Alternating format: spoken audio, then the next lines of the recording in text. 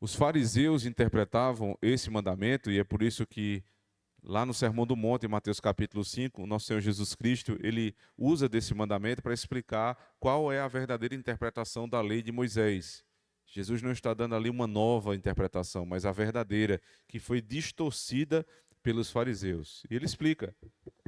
Os antigos disseram: não adulterarás, eu, porém, vos digo: aquele que olhar para uma mulher com olhar impuro, este já adulterou com ela. Porque eles diziam que para que você cometesse adultério, você tinha que ir para a cama com outra mulher, que não a sua. Jesus disse: não é essa a forma correta de interpretação do mandamento de Moisés, mas é o olhar. Tudo começa quando eu penso. Os fariseus são sempre assim. Os hipócritas são sempre assim. Mas eu não fui até o final. Mas eu não toquei nela. Jesus diz: se você pensou. Isso faz com que todos nós nos tornemos adúlteros, absolutamente todos. E é evidente que nós devemos ter senso de proporção.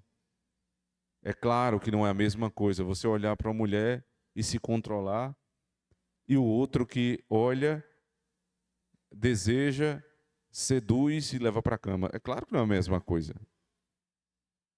Todos estão dentro do mesmo escopo de pecado, mas as consequências não são as mesmas. Porém, ambos são adúlteros. E ambos estariam no inferno. Isso para que ninguém se ache mais o tão casto assim, a ponto de olhar para o outro e dizer: eu jamais faria isso. Quando alguém pega em adultério, quando alguém quebra o sétimo mandamento, é comum que muitas pessoas da igreja dizem: que loucura, eu jamais faria isso. Nem que diga no coração. Não fale isso. Porque se é verdade que todos nós temos uma inclinação para olhar para o outro e desejar, não sendo o nosso cônjuge, mas pela graça de Deus, nós sufocamos esse pensamento e não partimos para o segundo passo, é só pela graça de Deus que nós somos distintos daqueles que chegaram até dar o último passo. Mas o mundo inteiro se organiza para que nós possamos ir até o último estágio da quebra desse mandamento. Os filmes, as séries, as conversas, o linguajar, as placas, as propagandas, absolutamente tudo conspira para que nós quebremos o mandamento. As roupas que são utilizadas nas praias, nas piscinas e coisas dessa natureza, elas fazem com que o homem comece a desejar o que não é seu. E a mulher, idem. O remédio para isso não é o ascetismo, não vou para a praia, não vou para a piscina, não irei nesses lugares porque certamente eu vou pecar. Porque, segundo o próprio apóstolo Paulo, na carta aos Colossenses, ele diz: estas coisas não têm valor nenhum contra a sensualidade. Então, o catecismo nos dá o caminho. Eu devo evitar situações que me colocam, sim, em grandes tentações. Sempre, por exemplo, já que citamos a questão da praia, sempre há uma praia que é mais conveniente para você levar a sua família. Eu vou para essa. Sempre há uma forma de utilizar a piscina de uma maneira que eu não vou provocar o outro, mas eu não vou deixar de aproveitar. As mulheres, para que elas sejam modestas ao virem para a igreja, elas não precisam parecer que estão no século XVI. Vocês não precisam ser antigas.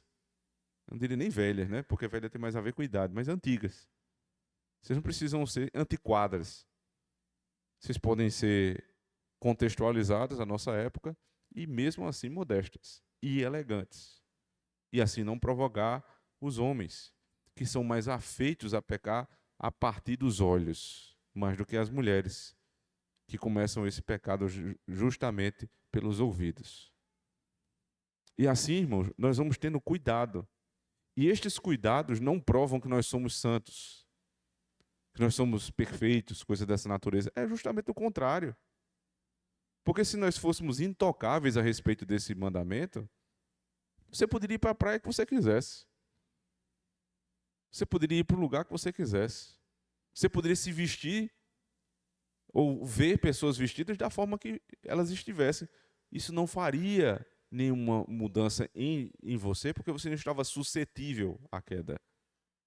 Mas os que buscam verdadeiramente o cuidado, não o ascetismo, não o farisaísmo, o cuidado moderado, sem deixar de participar daquilo que é bom nesse mundo, estes estão no bom caminho.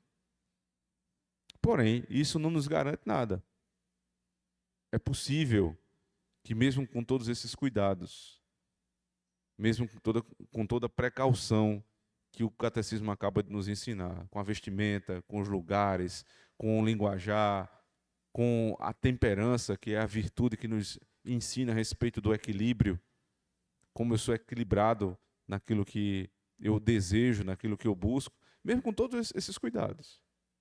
Mesmo assim, é possível que alguém caia. Deus nos livre disso, irmãos. Deus nos livre desse pecado tão terrível.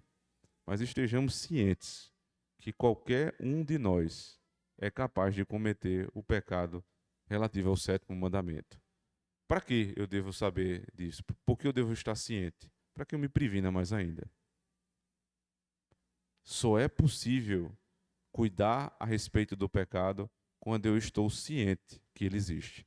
Paulo disse: eu só vim conhecer o meu pecado quando a lei me disse: não cobiçarás, que é o pecado que dá início a todos os outros pecados. Que Deus mate a cobiça daquilo que não é nosso coração. Que não permita que estes pensamentos virem ações, para que nós não cometamos a loucura da quebra do mandamento que diz: não adulterarás. Porque Cristo, que é o nosso exemplo e modelo de casamento juntamente com sua esposa, a igreja, nunca, jamais adulterou. Ele é fiel a todos nós. Sejamos fiéis aos nossos cônjuges. Amém.